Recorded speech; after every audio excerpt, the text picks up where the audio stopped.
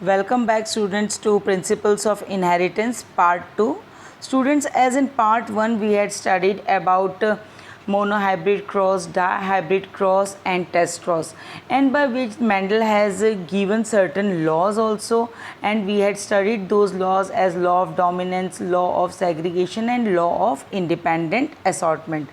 But as Mendel give those laws, उसमें क्या था कि कुछ एरियाज़ में कमियां दिखाई दी. So there were some deviations in Mendel's ratio. The Mendel ने जो रेशोज़ दिए थे उसमें क्या थे, कहीं कुछ डेविएशंस पाए गए in certain other plants. So what happened कि मैंडल ही explain the inheritance of traits in the term of discrete hereditary units which were called as the factors. ये आपको पता है कि मैंडल ने जो है जीन्स के बजाय फैक्टर्स जो था उसको बताया गया था कि वही जो हैं वो रिस्पॉन्सिबल होते हैं एक जनरेशन से दूसरे जनरेशन में ट्रेड्स को ट्रांसमिट करने में. And the patterns of the inheritance जो कि मैंडल ने बताया था, उन्होंने बताया था इन पाइसम सटाइवम कि मटर में जो है ये पी प्लांट में उन्होंने अपने इनहेरिटेंस को स्टडी किया था. And it was shown in true also, ठीक है, और उन मटर के प्लांट्स में वो सब सही भी दिखाई दिया और बहुत सारे जो हैं वो कई प्लांट्स और कई एनिमल्स में भी वो लॉज जो थे या वो पैटर्न्स जो थे वो सही पाए गए. But later on what happened कि scientist have observe that all the patterns of inheritance, जो मैंडल ने जो पैटर्न्स इनहेरिटेंस के दिए थे वो एक्सक्लूसिवली सारे ही जो प्लांट्स या एनिमल्स पे वो लागू नहीं हो रहे थे. ठीक है.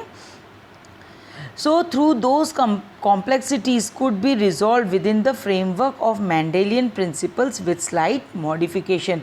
फिर इसके बाद साइंटिस्ट ने क्या किया, कुछ स्लाइट मॉडिफिकेशन करके जो मैंडल का फ्रेमवर्क प्रोवाइड किया गया था प्रिंसिपल्स का, उसमें कुछ स्लाइट मॉडिफिकेशंस करके आगे नए लॉज जो हैं वो दिए.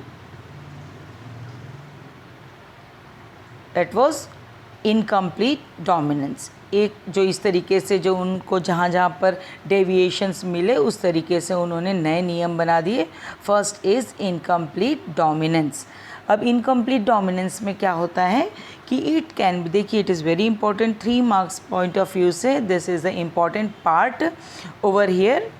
सो दिस इनकम्प्लीट डोमिनेंस देखिए इंपॉर्टेंट है बच्चों. ये इट कैन, इसकी डेफिनेशन देखिए, कई बार एग्ज़ाम में या तो इसको एग्जाम्पल दे के समझाते हुए बोला जाता है कि आप ये लॉ भी लिखिए या ये किसको समझा रहा है. तो it can be defined as the phenomena. क्या है ये incomplete dominance? It can be defined as a phenomena in which neither of the alleles of NB a gene is completely dominant over the parent and the hybrid is intermediate between the two parents. देखिए हमने Mendel का ने जो observation किया था garden pea पे, उन्होंने क्या बताया था कि F1 ऑफस्प्रिंग या F1 हाइब्रिड जो था वो बिल्कुल अपने दो में से एक पेरेंट की तरह होता था. इसीलिए जो पेरेंट की तरह जो हाइब्रिड में जो इस पेरेंट का जो कैरेक्टर दिखाई दिया उसी को ही हमने डोमिनेंट कैरेक्टर कहा था उसमें, क्योंकि वहाँ पर उन्होंने कहा कि F1 हाइब्रिड जो था it was showing complete dominance. तो दोनों पेरेंट में से या टॉल या ड्वार्फ दोनों में से कोई एक ही जो है वो शो होता है और जो F1 में शो होता है वही डोमिनेंट होता है. लेकिन कुछ प्लांट्स में ये देखा गया, जैसे कि यहाँ हम एग्जांपल जो आपके सिलेबस में है, that is a snap dragon का फ्लावर होता है और मिराबिलिस जलापा जो कि 4 o'clock का प्लांट होता है और body colour of the foul.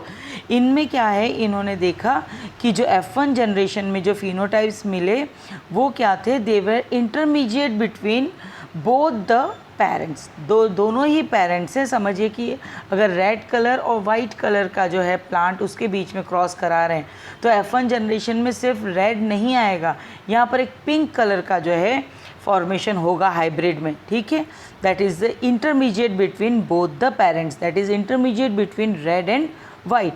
तो यहाँ पर क्या हुआ, दोनों ही पेरेंट ने अपने आप को यहाँ पर एक्सप्रेस नहीं किया, उन दोनों से एक इंटरमीडिएट कैरेक्टर जो है वो यहाँ पर नज़र आया. So this was called as incomplete dominance. तो इस तरीके से according to Mendel's law of dominance, dominant character must be present in the F1 generation. F1 generation में क्या होना चाहिए कि डोमिनेंट कैरेक्टर जो है वो दिखाई देना चाहिए. लेकिन कुछ ऑर्गेनिजम्स में क्या है, F1 generation is different from both the parents. Okay, तो इनकम्प्लीट डोमिनेंस में यही था कि when in F1 generation it is different from both the parents, तो it shows the incomplete dominance, या उसमें जो है F1 जनरेशन में दोनों ही पेरेंट्स का इंटरमीडिएट कैरेक्टर जो है वो दिखाई देगा। That is both the factors such as a dominant and a recessive are present in the incomplete dominance, but the dominant factor is unable to express its character completely, okay, resulting to the intermediate type of generation is formed। ठीक, तो यहाँ पर क्या है, जो hybrid बनेगा it is different from both the parents but it will have a mixed colour. This is called as incomplete dominance. ये देखिए आप यहाँ पर एग्जाम्पल्स ऑफ इनकम्प्लीट डोमिनेंस। अब ये तो आपका मिराबिलिस जलापा है। इसी तरीके से जो स्नैपड्रैगन होता है, this is the Snapdragon plant. यहाँ पर आप देखेंगे कि रेड कलर और वाइट कलर के फ्लावर्स वाले जो पेरेंट्स हैं, इनके बीच में जब हम क्रॉस करते हैं तो रेड भी नहीं आ रहा है न वाइट आ रहा है, मतलब दोनों में से कोई भी डोमिनेंटली अपने आप को प्रोड्यूस नहीं कर रहा है। एक इंटरमीडिएट कैरेक्टर नज़र आ रहा है, that is a pink one. Okay, F1 में तो सारे के सारे क्या आ गए, इंटरमीडिएट कैरेक्टर वाले आ गए। तो इसका मतलब क्या हुआ, क्या ब्लेंडिंग हो गई? No, not at all. ये इसलिए प्रूव हो गया कि ब्लेंडिंग नहीं हुई है कि F2 जनरेशन में आप देखिए कि यहाँ पर आपको दो जो हैं वो पिंक आ रहे हैं, एक जो है वो पेरेंटल नज़र आ रहा है रेड कलर का, और दूसरा जो है वो वाइट नज़र आ रहा है, that is of the white parent. Okay, इस तरीके से जो है यहाँ पर आपको F2 जनरेशन में 1:2:1 का जो है वो रेशो दिखाई देगा। F1 जनरेशन में पूरे के पूरे हाइब्रिड होंगे, और F2 जनरेशन का ratio, this you have to remember, जैसा कि वहाँ पर था इट वाज 3:1, 3 रेड आ गए थे, 1 वाइट आ गया था। लेकिन यहाँ पर क्या है कि जो रेशो आ रहा है इट इज़ कमिंग 1:2:1, यानी कि एक रेड है, 2 पिंक है और 1 वाइट है। So this is the example of incomplete dominance. So in snapdragon and 4 o'clock plant, a cross between the plants with red and white flowers, it produced F1 individual with pink flowers, which is intermediate between the red and white. लेकिन जब ये F1 plants का हम self pollination या self cross करते हैं तो F2 generation produce होती है, और F2 जनरेशन में क्या है, इट कंटेन्ड, उसमें रेड भी आ रहा है, वाइट भी आ रहा है और पिंक भी आ रहा है, और रेशो क्या हो रहा है यहाँ पर, it is 1:2:1। This you have to remember कि in incomplete dominance you get the phenotypic and the genotypic ratio, it is the same.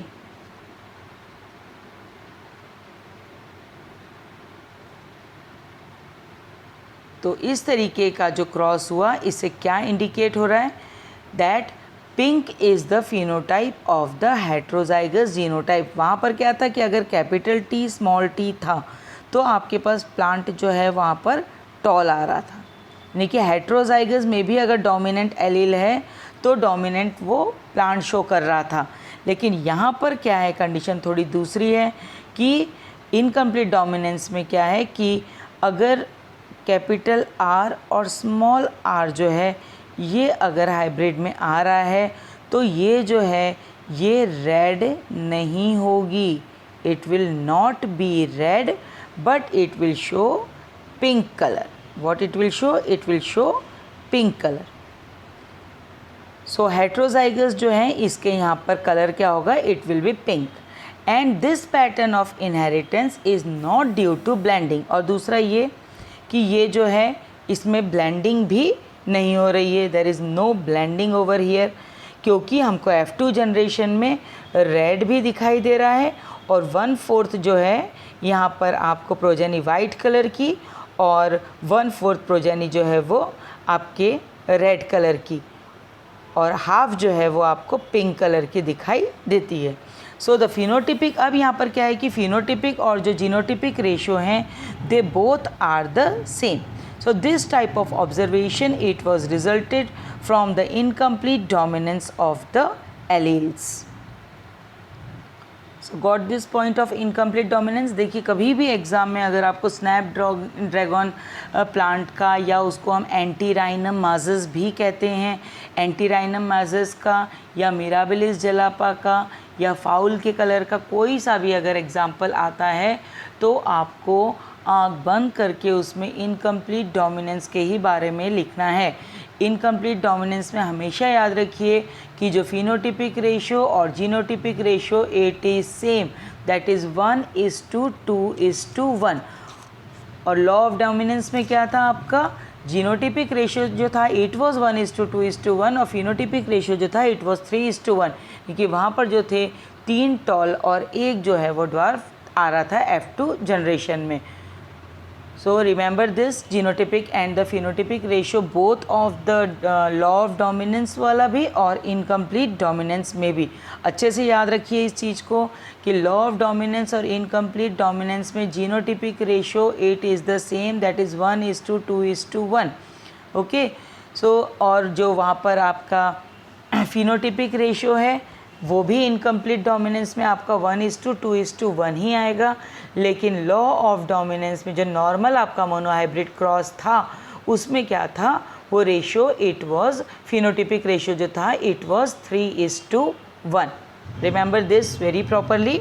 Snapdragon को ये भी याद रखिए कि स्नैपड्रैगन जो है it is also called as the dog flower, and incomplete dominance it is also found in the plant which is the same as Mirabilis. Now let us see the next deviation which is called as codominance. ये हम सब देख रहे हैं जो Mendel ने जो दिए उसमें क्या हुआ कि कुछ एग्जाम्पल्स में उनके लॉज या उनके पैटर्न्स जो हैं वो फिट नहीं आए, तो इसके हिसाब से इन्होंने नए जो है कुछ प्रोसेसेस बता दी। एक बता दिया इनकम्प्लीट डोमिनेंस, जिसमें कि मैंने आपको अच्छे समझा दिया पहले, और दूसरे में जो था दिस, अब हम जो देखेंगे दैट इज़ कोडोमिनेंस।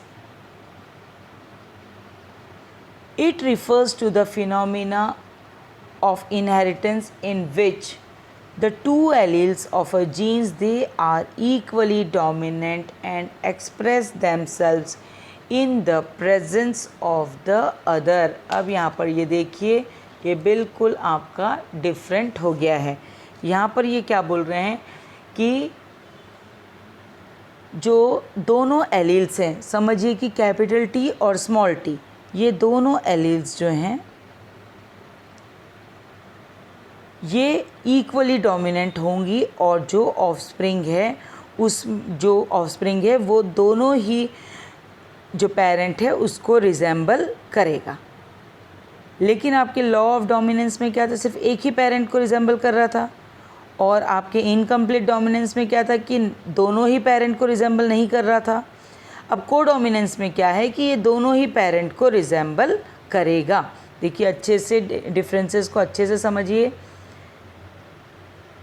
कि लॉ ऑफ डोमिनेंस में क्या था, it was resembling one of the parent.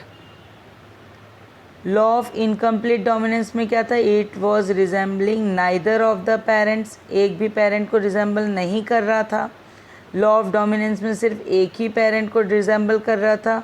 और लॉ ऑफ कोडोमिनेंस में क्या है, it will resemble equally both of the parents, दोनों ही पेरेंट को ये इक्वली रिजेंबल करता है। इसका भी जो डेविएशन जिस एग्जांपल्स में देखा गया, now I will explain you. तो let us see the example of codominance. It is very important बच्चों, इसको आप अच्छे से तैयार करेंगे, और सबसे बड़ी बात है इसको समझिए भी सही, क्योंकि यही जो एग्जांपल है ये आपको दो उसमें जाएगा। एक लॉ ऑफ जो अभी आपको मल्टीपल एलिलिज्म भी आएगा, और ये दूसरा जो है ये आपका कोडोमिनेंस। इन दोनों में इसका ही जो है ये ब्लड ग्रुप का एग्जाम्पल जाएगा। तो इसको आप अच्छे से समझिए इस एग्जाम्पल को। This is example of codominance. So a well-known example for codominance is the ABO blood group in the human beings। Human beings में जो ABO ब्लड ग्रुप है वो इसका सबसे अच्छा एग्जाम्पल होता है।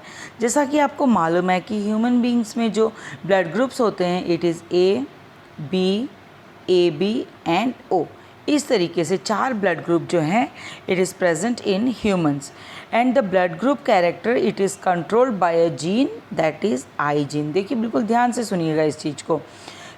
कितने तरह के ब्लड ग्रुप होते हैं? 4 तरह के ब्लड ग्रुप होते हैं, ए बी एंड ओ। और ये जो चारों ब्लड ग्रुप हैं ये एक जीन से कंट्रोल होते हैं, उसको हम कहते हैं आई जीन।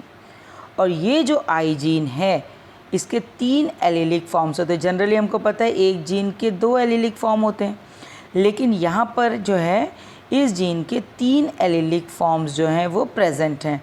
जैसे कि हमने वहाँ देखे थे कि टॉलनेस के 2 एलील्स हैं, कैपिटल टी और स्मॉल टी। इसी तरीके से यहाँ पर जो है ये ब्लड ग्रुप का जो है जीन इट इज़ आई और इसके एलील्स हैं I A, I B and small I. This all 3 are the allele और these are the 3 allelic forms of gene I. So these are the 3 allelic forms of gene I. तो gene I के ये 3 क्या हैं? Allylic forms हैं।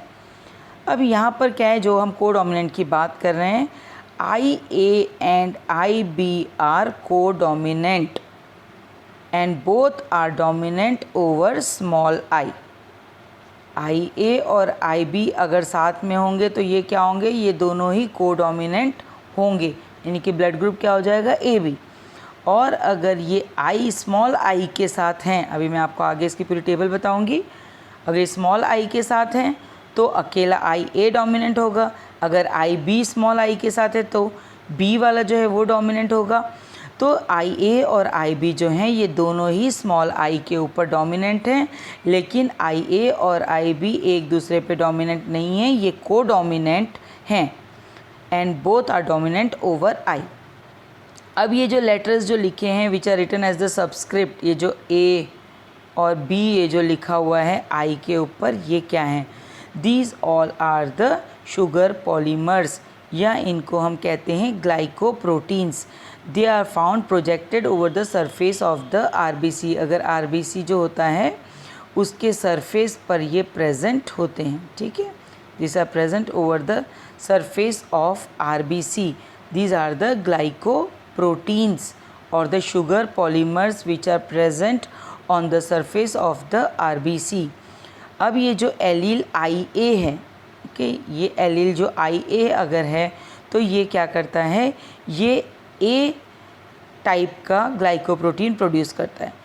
आई B जो है ये बी टाइप का, अगर यहाँ पर आई बी वाला जो है ग्लाइकोप्रोटीन प्रेजेंट है तो यहाँ पर क्या होगा? आई बी जो है it will produce glycoprotein B, और एलील आई जो है ये कोई भी ग्लाइकोप्रोटीन को प्रोड्यूस नहीं करता है। और ए बी ब्लड ग्रुप में क्या है? आरबीसी जो हैं उसमें दोनों ही तरह के ग्लाइकोप्रोटीन्स होंगे। फिर से एक बार देख लीजिए, the letter which are written as the subscript A and B, this stands for glycoproteins. They are found projected from the surface of the RBC. अब अगर एलील आई ए प्रेजेंट होगा अगर ब्लड में, या ब्लड ग्रुप जो है जिसका अगर ए होगा तो उसमें जो है ग्लाइकोप्रोटीन ए टाइप का बनेगा। अगर बी होगा ब्लड ग्रुप किसी का तो उसमें उसके आरबीसीज के वहाँ पर बी ग्लाइकोप्रोटीन जो है वो प्रेजेंट होगा। और अगर एलील आई होगा तो जो है उसमें कोई भी ग्लाइकोप्रोटीन जो है वो प्रोड्यूस नहीं होगा। और अगर ए बी ब्लड ग्रुप है तो उसके आरबीसीज जो हैं उसमें दोनों ही तरह के ए और बी दोनों ही तरह के ग्लाइकोप्रोटीन्स जो हैं वो प्रोड्यूस क्या वो वहाँ पर प्रेजेंट होंगे उसके सरफेस के ऊपर। ठीक, आगे समझ में? नाउ थ्रू दीज दो there are 3 allelic forms of the gene I, ना, एक जीन आई के जो हैं 3 एलिलिक फॉर्म्स होता है, लेकिन किसी एक इंडिविजुअल में ये सिर्फ 2 ही एलिलिक फॉर्म्स में प्रेजेंट होता है, ओके। किसी में भी ये आई ए, आई बी और आई, या आई बी आई ऐसे प्रोड्यूस नहीं होगा। इस तरीके से कोई ब्लड ग्रुप नहीं बनेगा। तो किसी भी इंडिविजुअल में सिर्फ ये 2 ही एलिलिक फॉर्म्स में प्रेजेंट होगा। तो किसी भी इंडिविजुअल की अगर हम बात करते हैं तो उसमें जीन जो है सिर्फ 2 एलिलिक फॉर्म्स में होगा। लेकिन अगर हम एक पॉपुलेशन की बात कर रहे हैं तो यहाँ पर ये जीन जो है वो, अगर ह्यूमन पॉपुलेशन में हम देख रहे हैं कि 4 तरह के जो है ब्लड ग्रुप है, ए बी एंड ओ, और इनके जो है 3 एलिलिक फॉर्म्स होते हैं, IA, IB और स्मॉल आई। तो ये पूरी पॉपुलेशन में जो है इस तरीके का ये वर्ड यहाँ पर यूज़ होगा। अब इन एलील से क्या है, 6 तरह के फिनोटाइप्स जो हैं वो प्रोड्यूस हो सकते हैं। देखिए किस तरीके से। अब देखिए, अगर एक पेरेंट जो है और ये दूसरा पेरेंट है, इसके एलील्स, इनसे जो ऑफस्प्रिंग में जीनोटाइप आएगा वो, और इससे ब्लड ग्रुप किस टाइप का बनेगा, ये देखिए टेबल फिलअप करने को आती है कई बार, तो इसको आप अच्छे से देखिए। Nothing very tough in this part. यहाँ पर आपके पास 2 पेरेंट हैं। अगर एक पेरेंट जो है उसमें एलील IA है और दूसरे पेरेंट का भी जो एलील है वो IA है। IA है मतलब कि उसका RBC जो है it is producing A type of glycoprotein, तो ऑफस्प्रिंग का जीनोटाइप कैसा हो जाएगा, इट विल बी IA। और ऑफस्प्रिंग में भी सिर्फ ये A ही तरह का जो है ग्लाइकोप्रोटीन प्रोड्यूस होगा, और ऐसे जो ऑफस्प्रिंग है इनका ब्लड ग्रुप जो है it will B A type of blood group. और ऐसे ही अगर दूसरा हम देख रहे हैं एग्जांपल, अगर एक पेरेंट का एलील जो है वो IA है और दूसरे पेरेंट का एलील अगर IB है, बेटा इट इज़ वेरी इंपॉर्टेंट, इसके कई सारे क्रॉसेस जो हैं वो भी एग्ज़ाम में आते हैं, तो इसको ध्यान से देखिए। अब यहाँ पे एक पेरेंट जो है IA है और एक दूसरा जो है IB है, और जीनोटाइप जो हो जाएगा इसमें IA और IB। और मैंने आपको पहले भी बताया था, ये जब दोनों अगर होंगे तो ये एक दूसरे के ऊपर कोडोमिनेंट होते हैं, है ना। दोनों में से एक भी जो है अकेला अपने आप को प्रोड्यूस नहीं करेगा, दोनों एक साथ डोमिनेंटली प्रोड्यूस होते हैं, तो ऑफस्प्रिंग का जो है blood group it will B AB।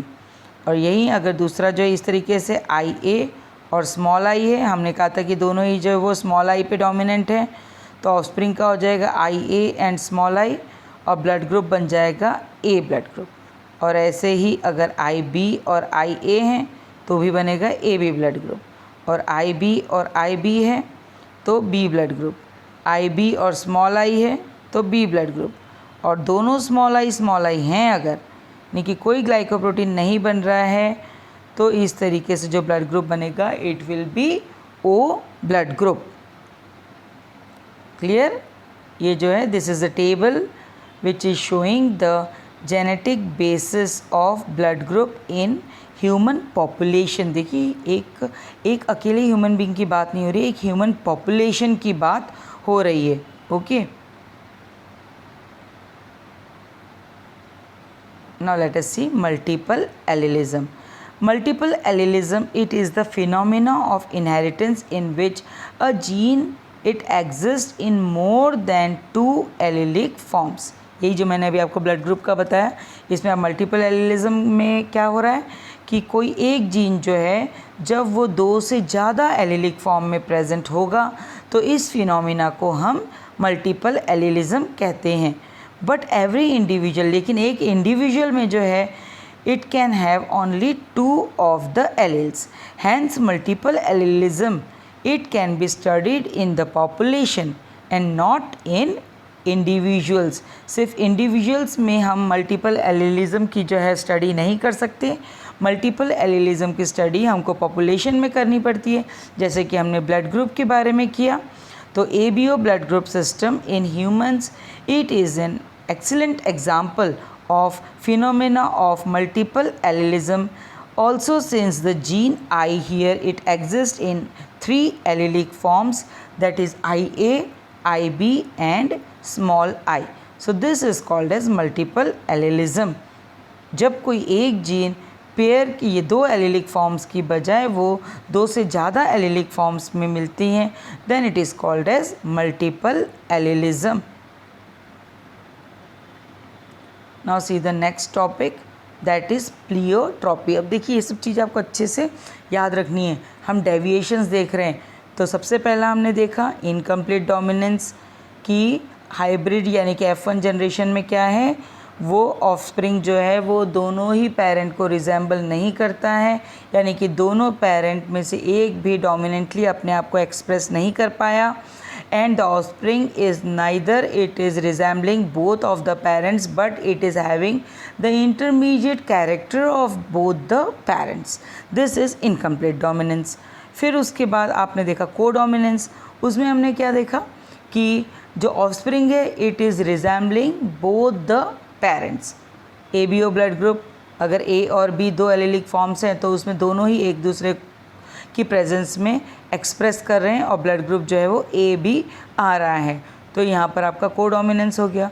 फिर उसके बाद मल्टीपल एलिलिज्म. मेंडल ने क्या बोला था कि जीन्स जो हैं वो पेयर्स में मिलते हैं या दो एलेलिक फॉर्म्स में मिलते हैं. अब यहाँ पर ये क्या बता रहा है मल्टीपल एलिलिज्म में कि जीन्स जो हैं दो एलेलिक फॉर्म्स की बजाय वो उससे ज़्यादा एलेलिक फॉर्म्स में भी मिल सकते हैं. Again the example it goes of blood group only. Then comes the next, it is pleiotropy. अब ये क्या बता रहा है? It refers to the phenomena in which one gene has the ability to have more than one phenotypic effect. The basis of pleiotropy is the interrelationship between the metabolic pathways which may contribute to different phenotypes. अब यहाँ पर क्या है कि gene तो एक ही है लेकिन ये जीन जो है इसकी ये एबिलिटी होती है कि ये एक से ज़्यादा तरह का फिनोटिपिक इफ़ेक्ट जो है वो शो करेगा. मतलब एक से ज़्यादा फॉर्म में ये अपने आप को एक्सप्रेस करेगा. समझिए कि वो अगर टॉल है तो वो अपने आप को टॉलनेस में ही अलग अलग तरीके से शो करेगा.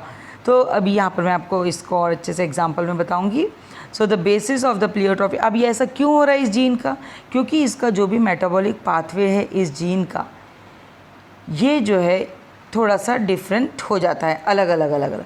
तो इसीलिए it contributes to different phenotypes. इसके पाथवे में मेटाबॉलिक पाथवे में चेंजेस होने के कारण क्या हो रहा है? It is showing different phenotypes. तो this is called as pleiotropy. तो प्लियोट्रॉपी में क्या हो गया? It is the phenomena in which one gene has the ability to have more than one phenotypic effect.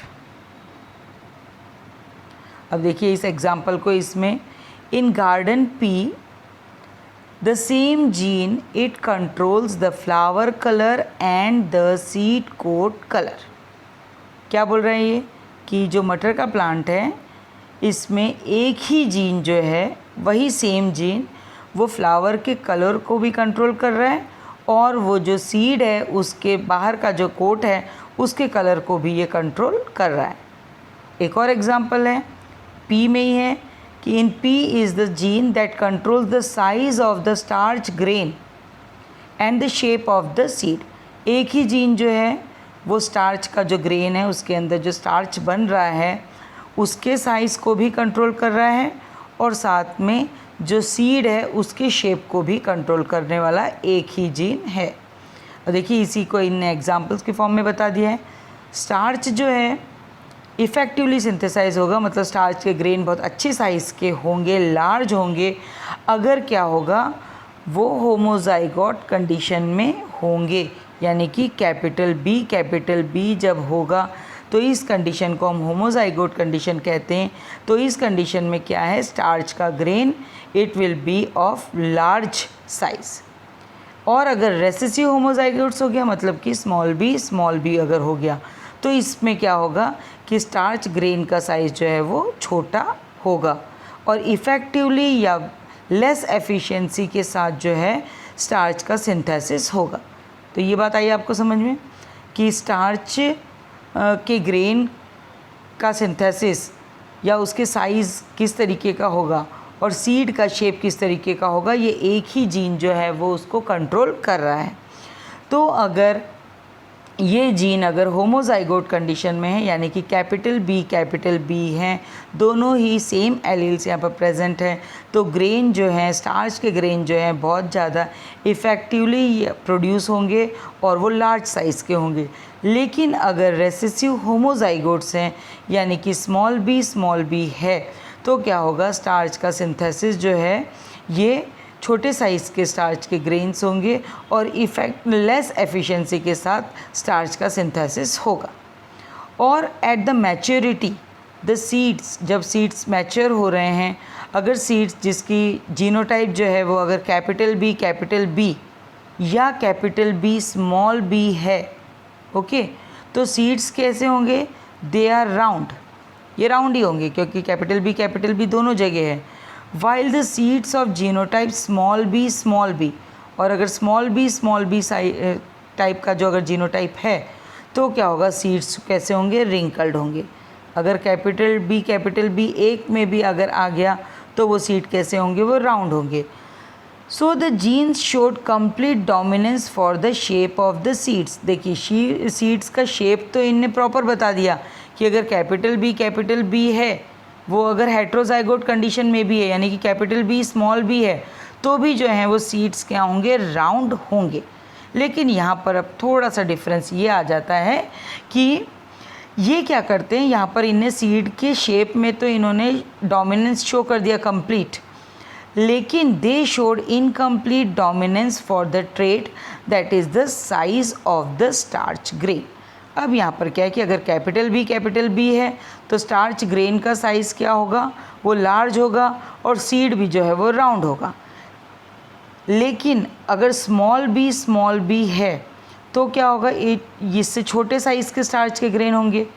और अगर हेट्रोजाइगस हो गया, कैपिटल बी स्मॉल बी हो गया, तो जो स्टार्च के ग्रेन का साइज़ है वो कैसा हो जाएगा? इंटरमीडिएट होगा। सीड का शेप तो राउंड ही होगा कैपिटल बी के कारण, लेकिन स्टार्च का जो ग्रेन का साइज़ है वो इंटरमीडिएट हो जाएगा, यानी कि कैपिटल बी और कैपिटल बी स्मॉल बी का जो है इंटरमीडिएट स्टार्च के ग्रेन का साइज़ हो जाएगा। तो यहाँ क्या हुआ? एक ही जीन ने एक से ज़्यादा इफ़ेक्ट को शो किया, होमोजाइगस और हेट्रोजाइगस दोनों ही कंडीशन में। So this process it was called as pleiotropy.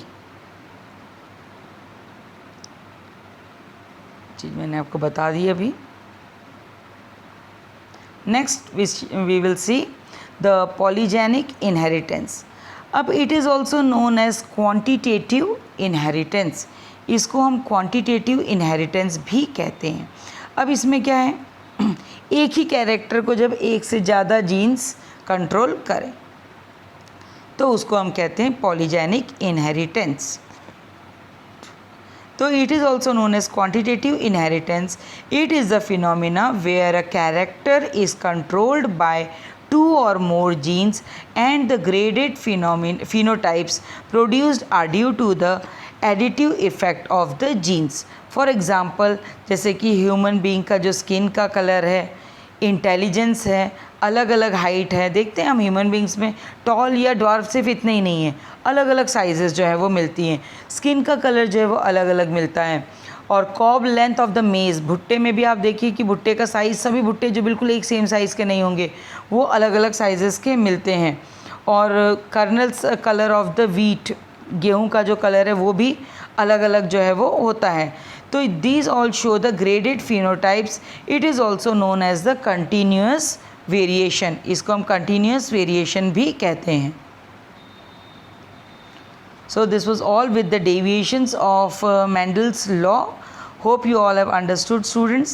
Thank you so much. In next part we will see linkage recombination. Thank you so much, students.